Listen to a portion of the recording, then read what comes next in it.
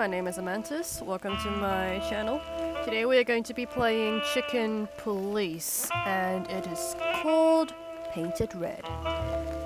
If you have liked the song that I was playing previously during the starting soon scene, it's called The Night Falling by J.R. Tundra. I'll put the link down in the description box below if you liked it, so make sure to go check it out. A great shout out to a good friend of mine, Royal Wolfson, for sending me this lovely game, gifting me this lovely game to be precise. Previously I was trying to record this game, however OBS just didn't want to agree with me, so I will be, right now this is what I'm doing is actually a re-recording of the game that I've played probably maybe the first 30 to 45 minutes of.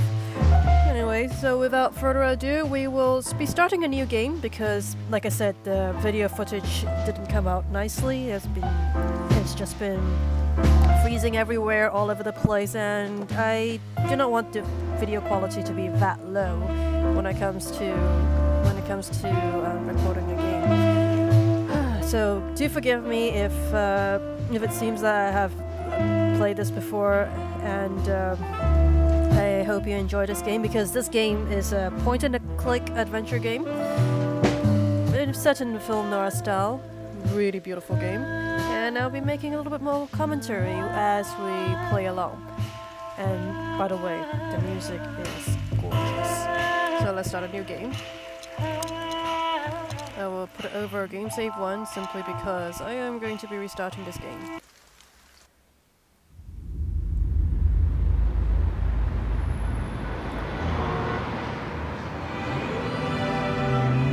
I ran out to get a pack of cigarettes, but I left my wallet at home. Yeah, that's me. I'm getting old. My name is Sonny Featherland, an investigator for 20 years, and once the star of the predatory division of the Clawville Police Department, one half of the legendary Chicken Police.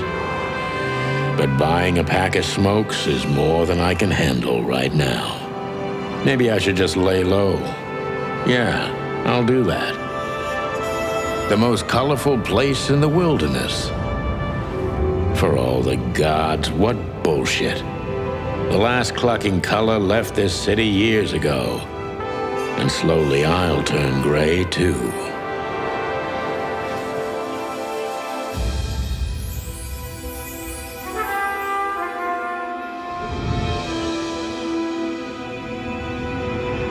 Still, what do I expect?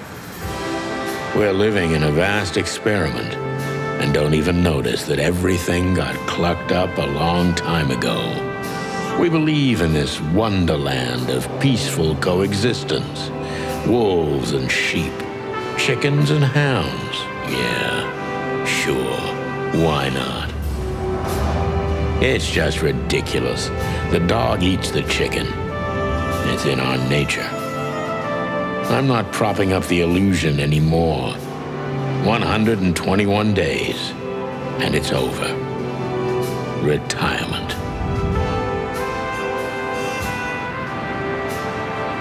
What could possibly go wrong?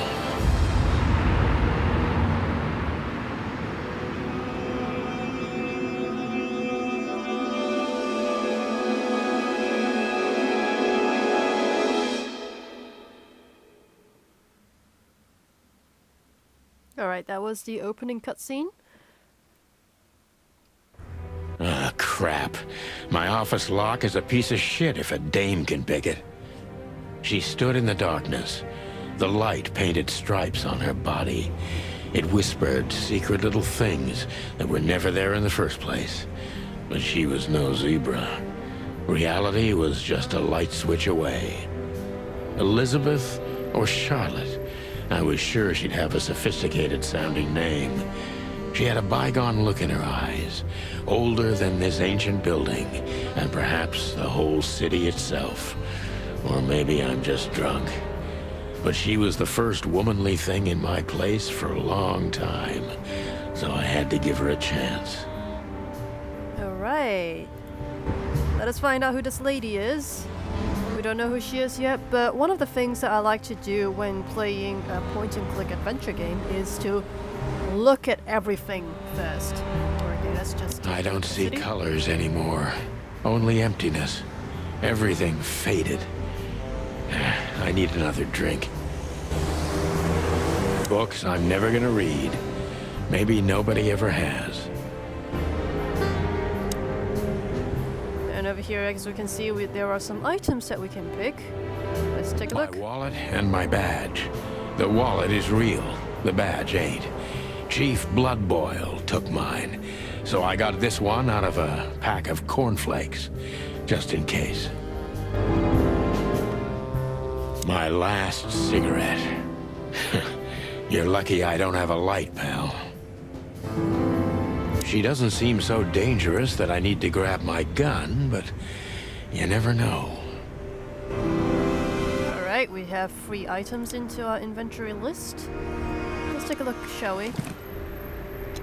Over here we have a Magnum and a fake police badge, plus my last cigarette. Oh man, I totally get you. Ironic, but ever since I've been on furlough, with only my fake badge sitting in my cabinet, I feel more like a cop than I ever had before. More like a Clawville cop, anyway. I haven't dusted you off in a while, partner. Looks like I may be needing you now. Okay, we will take a look at the bedroom door. Behind that door lies the kingdom of dirty clothes, cigarette butts, and empty bottles. And we have a light switch here, so let's just brighten up the room a little bit. We'll take a look at the pictures as well, because these could hold some important clues. Okay. And we have a picture of the Wild Gentleman. The Wild Gentleman. Those guys rebuilt the city after the Great Fire of 867. My heroes when I was a little chick. I'm starting to think they should have left Clawville as it was, burned to the ground. We used to be star cops a few years ago. Tabloid press, radio interviews, and even a book series. I don't miss those days. Of course, Marty, my old partner, would disagree. He just loved the spotlight. This is one of the most beautiful memories from my old life, before Molly left me and took our daughter. As you can see, we have already deduced that this person used to be a famous cop, and he used to have a partner. Plus, he also used to have what seemed to be a wife and a daughter. Let's take a look at the other 2 photos. M.B. Davis, the eternal king of jazz. The photo is from the days of jazz prohibition. I only heard the old man live one time, but I'll never forget that night. And not only because I woke up at the harbor without my gun, my badge, and my pants. That sounded awful. Let's take a look at the final photo before moving on. The good things in life don't last long. The best ones always leave first. I saw that in the window of a shoe store. I never understood it, or what it had to do with shoes. Okay, now it's time to move back out. And let's take a look at the old typewriter. I promised myself I'd write a novel one day. As always. We have some cheap whiskey on hand. Every whiskey has the same color nowadays, at least in this price range. Yeah, we have the wilderness. I wanted to travel the world when I was a kid, but I think I'm gonna end up dead in here whether I like it or not. Yeah, we have an old pile of papers. Let's check this out. I don't even know what these papers are. Always, but what are they doing in your house? In your apartment? Yeah, we have a phone, but I don't think there's anybody we have phone yet, so we'll exit. And is there anything else we need to read or take a look at? There's a cabinet. I don't even know where the key is. Whatever's inside is gonna stay there forever. Oh dearie me. What a bleak outlook. Anyway, so here is this lady over here. Let's have a talk to her. Actually, let's look at her first. Who is this dame, anyway? And what the cluck is she doing in my apartment on New Year's Eve? Oh, so at least we now know that it's New Year's Eve, present time. Well, let's talk to her. Let me introduce myself. My name is Deborah, Miss Deborah Ibanez. You're mistaken, ma'am. Oh, really? Please enlighten me, Mr. Featherland. I'm not a private eye. I'd recommend Mr. Philmar Lowe instead of me. He's a nice guy. Believe me, Mr. Featherland, it's not an accident I came to you. What's hilarious is that you're looking at two beings with animal heads and human bodies. Look, miss, I work for the police, and I'm currently on leave. I couldn't accept private commissions even if I wanted to. Not even from a classy dame like you. Am I that easy to read? That's my job. But tell me, since you've invited yourself in, would you like a drink? I don't usually drink. I'm loving the hesitation over here. Well, I've got to have one. And it'd be rude of me to drink alone. So, maybe some sherry? If you insist. But bourbon, please. Thank the wild ones. That's all I have. Alright. What a coincidence. We have a new codex entry. So come on, spill it from the beginning.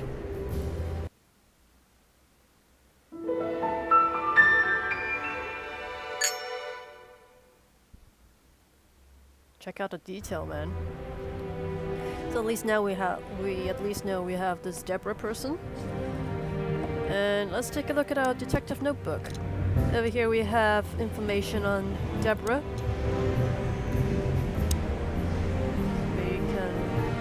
By clicking on this, we can expand the journal entry. Special feature, pretty and fragile, nothing too special. Personal information. She runs errands for her employer, a sophisticated lady, but I don't think she's from a particularly wealthy or influential family. Let's see where any places. Okay, we have the Hotel Atlas over here. This used to be a nice place. Now we are competing who gets swallowed by decay first. The hotel's winning, but honestly, I'm not that far behind. Some codex over here, the Chicken Police. The Chicken Police is a famous detective duo. Santino, Sonny, Featherland, and Marty McChicken gained fame through a case the press called the Bloody New Year's Eve. They flew high for almost 10 years when a fateful brawl put an end to their legend. There's a series of novels about them by Meredith H. Marble. They had published 10 books over the course of 7 years before the series faded out of public interest, as did the Chicken Police itself. As you can see, they are the famous detective duo, and as seen in the newspaper that is hanging on the wall. City of Clawville. Where at least now we have the sense of a location. Let's read a little bit more about Clawville. Clawville's been an independent city-state for more than 900 years. During the city's foundation, 4 nations had joined forces, represented by the 4 animal figures and the 4 hands on the crest of Clawville.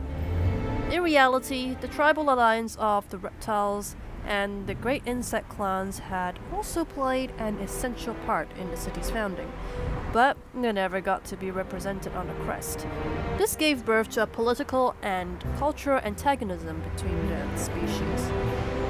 Clawville preserved its political autonomy, and the dream that it's the only state in the wilderness where predator and prey of any race can live in peace. Hence the name, the City of 1,000 Colors. And let's read, finally we have the wild ones. Three gods are revered in most places across the wilderness.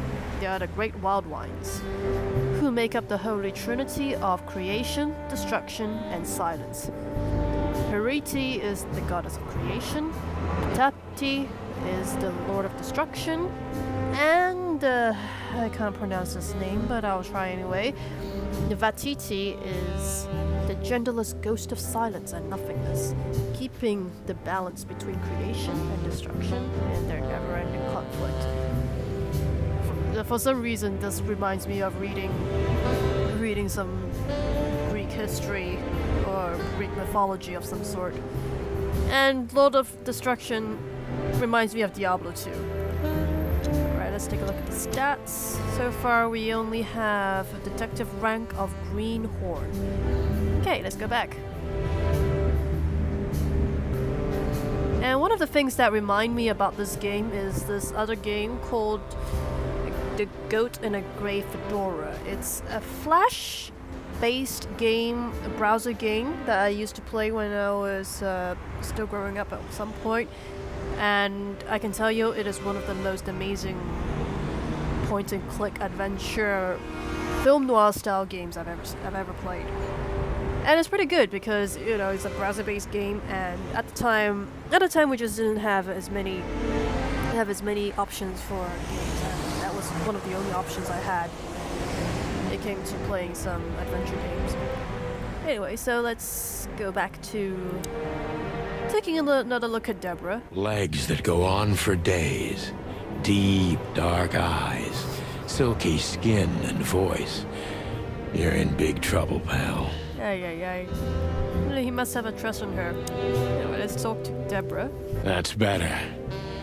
Now, if I understand correctly, your mistress is receiving threats. What kind of threats exactly? It's a very strange matter.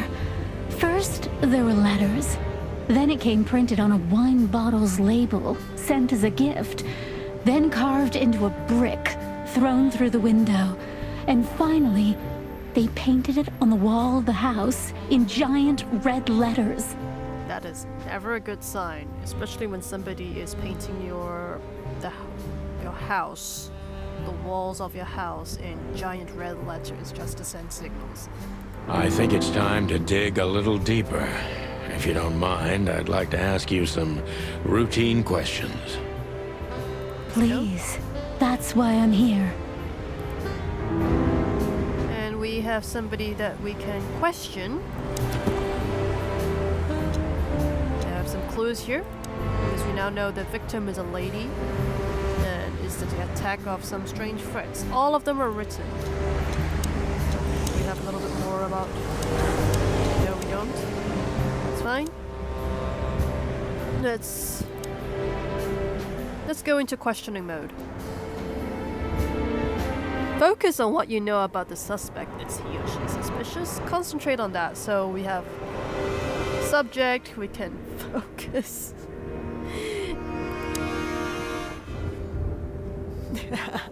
He is suspicious. I am suspicious. Why are you suspicious? Oh, I love these chalkboard drawings.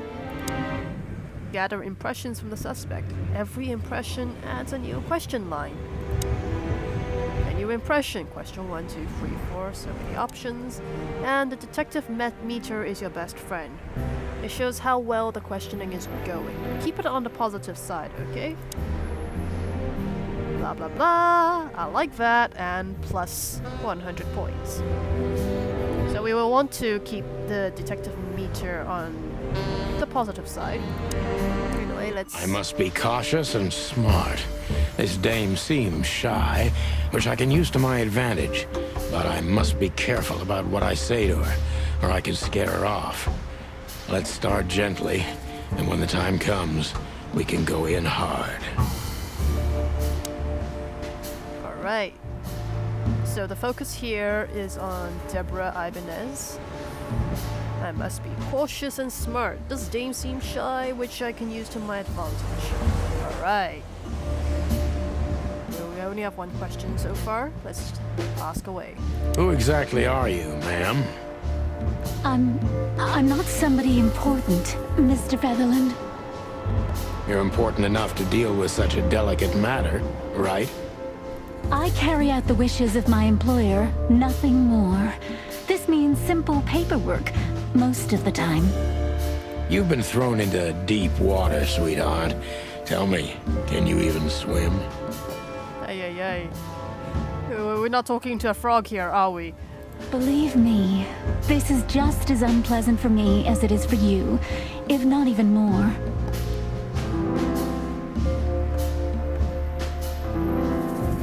At least we have a new clue. And we have a new impression called doubtful.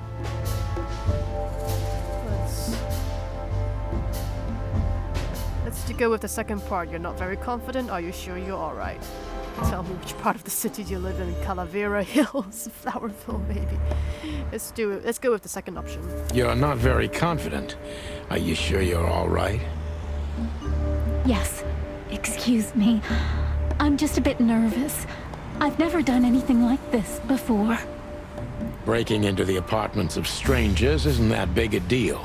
Some people do it as a hobby. Please don't make fun of me, Mr. Featherland. This is hard for me as it is. You're right. Sorry.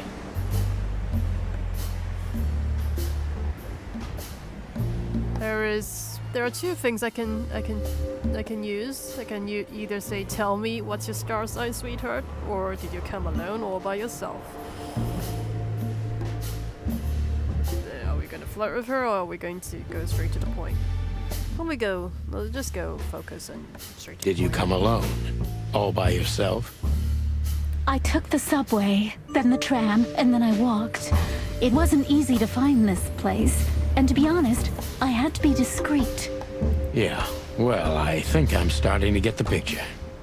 At least from here, we hear that she needs to be discreet about whatever she's doing, so it means it's going to be quite a big case over here in our hands. This is quite unpleasant for me.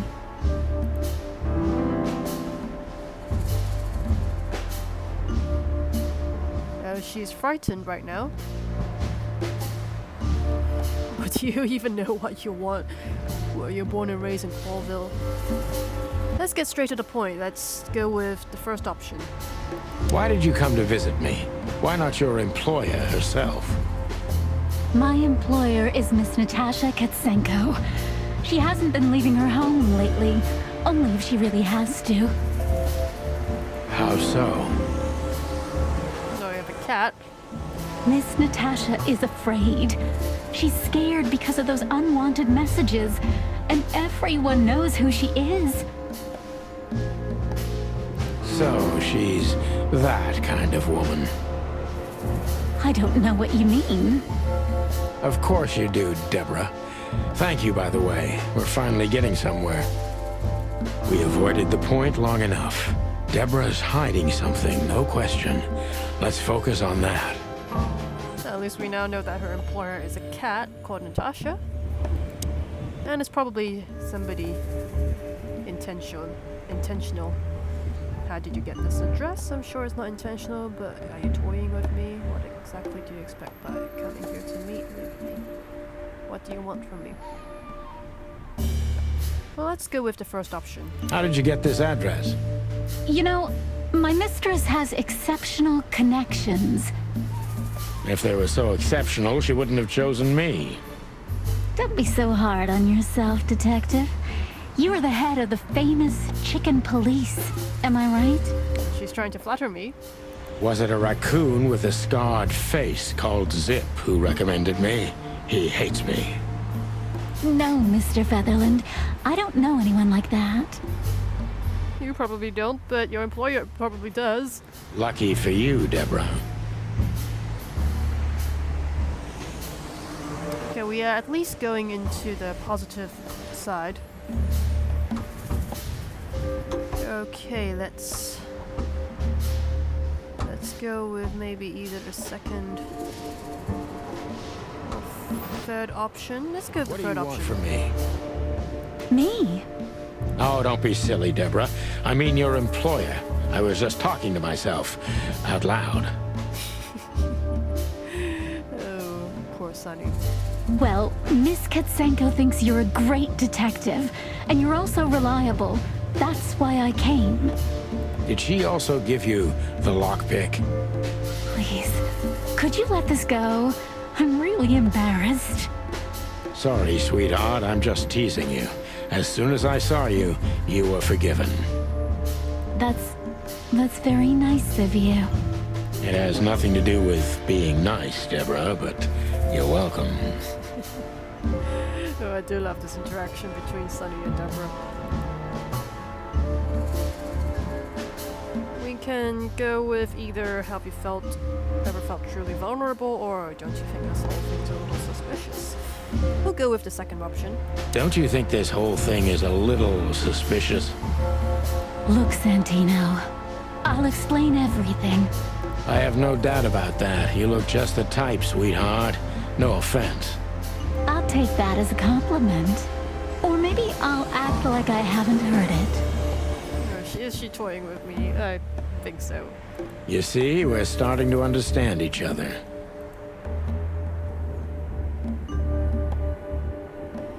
If it won't come clean, what's the point of all this? Tell me, Deborah, why should I believe you at all? I could go with second one. Tell me, Deborah, why should I believe you at all?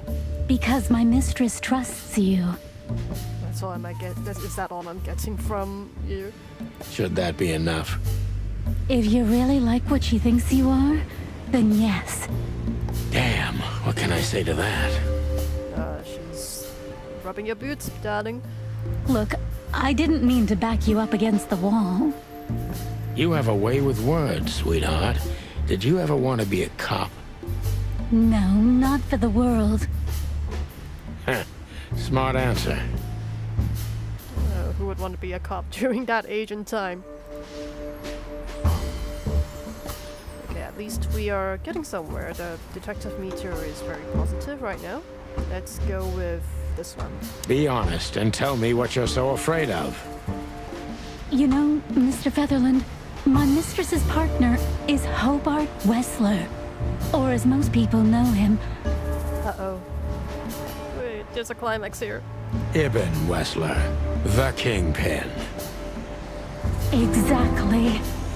Check it out. We have a mouse. We have a mouse popping up. Feathery gods, help me.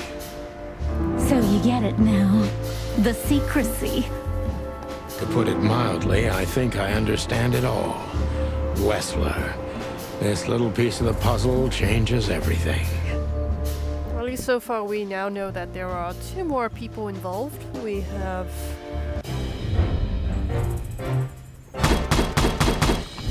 Oh, nice. We have 90% on accuracy, and we have True Detective, Final Thoughts, the legendary Chicken Police back in action. Still a bit weary, but untarnished. Good work. Important clue. The employer, Natasha's current significant other, is the infamous gangster Ibn Wessler. Nice. Okay, before we continue, we will take a look at our detective journal. As you can see, we have a mouse, Ibn Wessler, the employer. This mouse is this cat's significant other. Natasha Katsenko. Okay.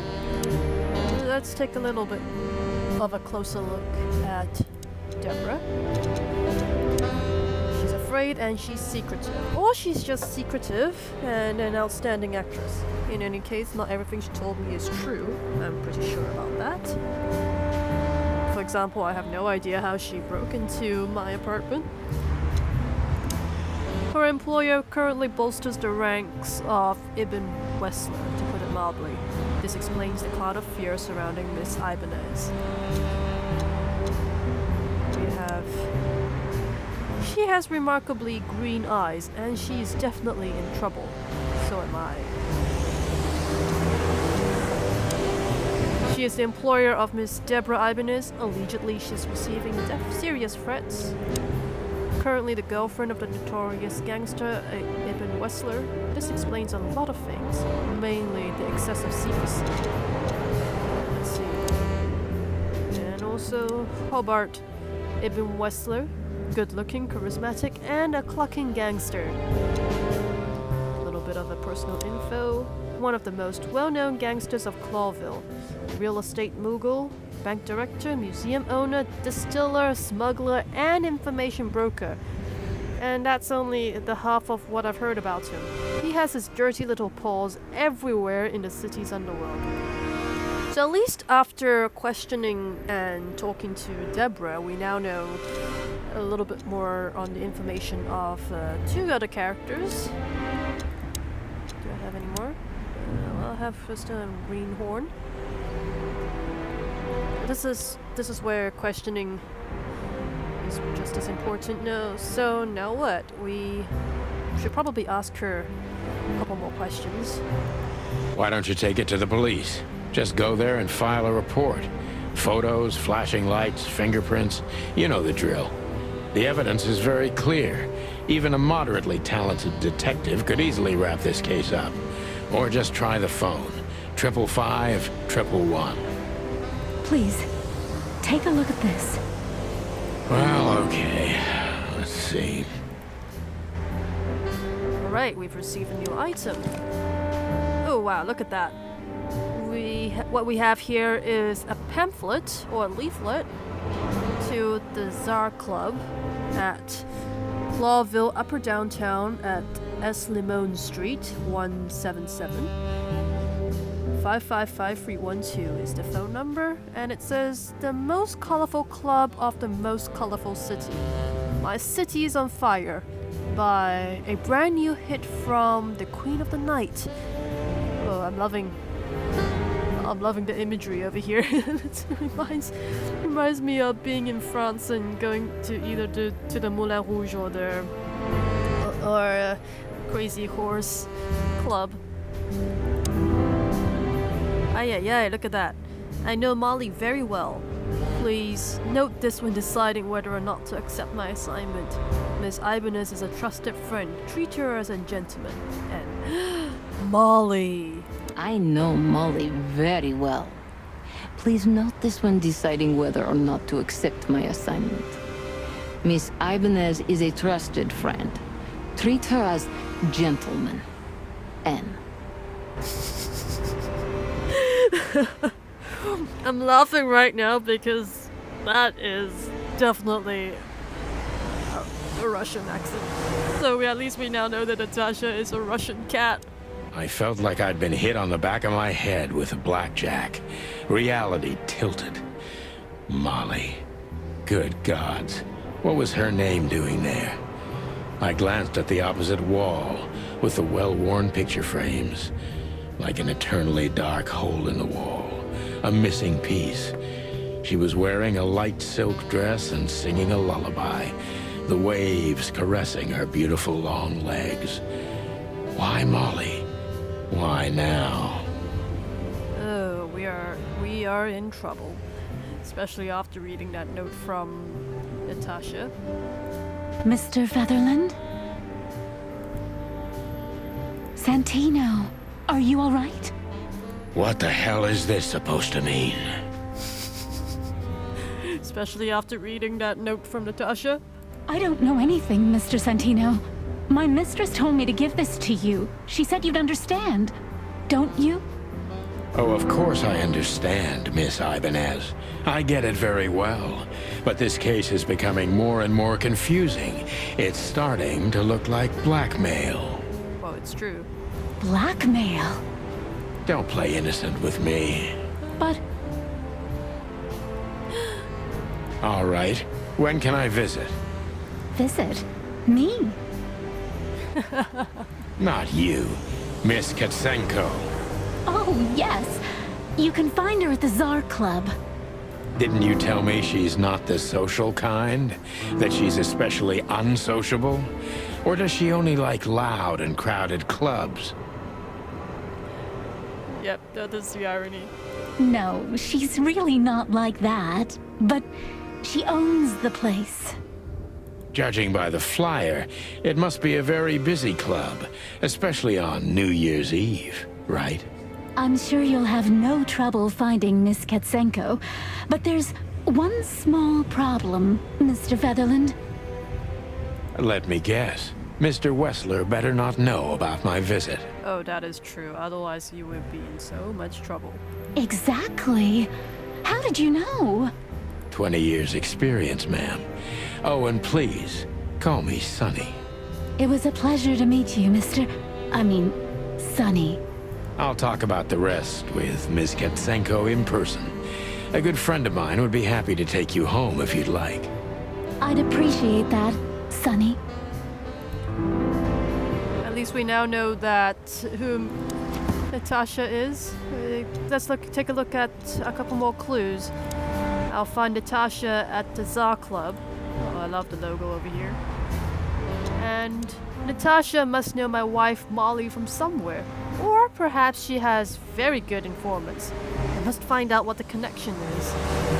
Especially after reading a note like that. Let's see if we can get some more. Yes, we have...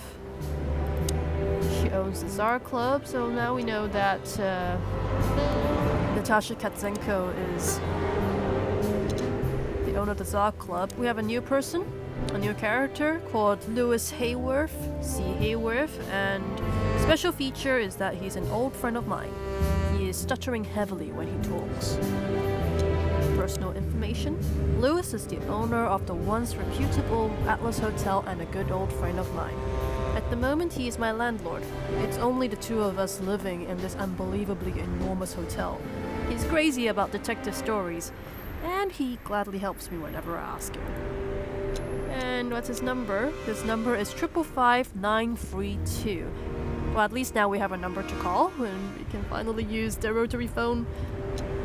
And we can take a look at this once more. I can't believe that a mouse has got so much information and has his paws everywhere. Must be a very important character, judging from how many things he is running businesses in. Let's take a closer look at the Tsar Club. This is one of the most famous nightclubs in the city. Owners of the juiciest booties and hardest fists frequent the place. And it's famous for not serving cops, except if they're knee-deep in the dirt. Okay, let's exit.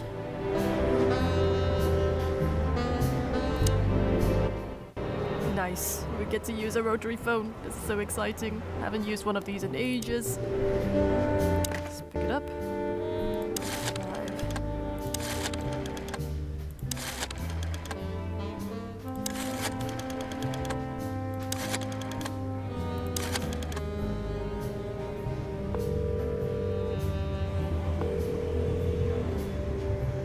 Hey, Lewis. Am I bothering you? No. Of course not, Sonny. Old friend. What's up? Could you come over? I've got a favor to ask if you're not busy. For you, anything. Just a minute. Lewis arrived a few minutes later. He lived in the rooms above, so it wasn't difficult getting here. Not to mention that he's a rabbit. It was a quick hop. The Atlas Hotel was his inheritance. It was once a well-renowned place, but not anymore. The last economic crisis ruined it. And now, besides me, he was the only resident of this enormous place. Let's talk to Lewis. Take a look. The good old rabbit. I can always count on him, even on New Year's Eve. Thanks for being so quick, Lewis. Can you drive Miss Ibanez home? I have some things to take care of. Of course, Sonny. You know, anything for you. Thank you for being so considerate, Sonny. I appreciate it. Don't mention it. Goodbye, then. So long, Deborah. Before I visit the club, I have to take a detour. I've got a feeling that this case isn't going to be a one-man job. And there's only one bird in this city I can trust. My ex-partner, Marty. He's going to be at the station. I can only hope he'll be willing to talk to me. Could I ask you a few more questions, Deborah? just talk a little bit more before I end this episode? Feel free, Sonny. She's starting to sound a little bit too seductive for my liking. So I have an ask function. Let's ask a couple of questions. I've already told you more about myself than I wanted to. Afraid you'll get your hands dirty? I'm afraid I already did. She doesn't want to talk about herself more than the information that she's already given to us. Let's ask a little bit about the Hotel Atlas. Do you think my whereabouts aren't a secret? Do you think they ever were? Well, I was hoping. Well, truthfully, yeah. Clawville is a big city, but not so big that Santino Featherland can hide in it. Well, the way she's speaking, it's pretty damn scary. Oh, please. Flatter me more. And we can ask about Hobart Ibn Wessler. So, Ibn Wessler, eh? You know you could have dropped the bomb a little earlier. If I started with that, I'm sure you would have thrown me out. You're right. He's one of the most dangerous gangsters in the city. That's true. I only know he's an influential businessman. Well, being a businessman is always a front for any underground gangster transactions. Isn't that the same? Not even you can see the world as that black and white. We get the message, can ask about the message from Natasha. Sonny, I've already told you what I know. I've never read the message. My job was to give it to you and nothing more. You really are this innocent, aren't you? We don't know whether she's being truthful or acting at this stage. We'll find out later. I'm not sure I get what you mean. Let me give you some advice, sister. Leave the city and get as far as you can from the likes of Ibn Wessler. It's not so simple, Mr. Featherland. My mistress needs me. Well, there you go. Or there's always this one line. So my so-and-so needs me. Is she really that important to you?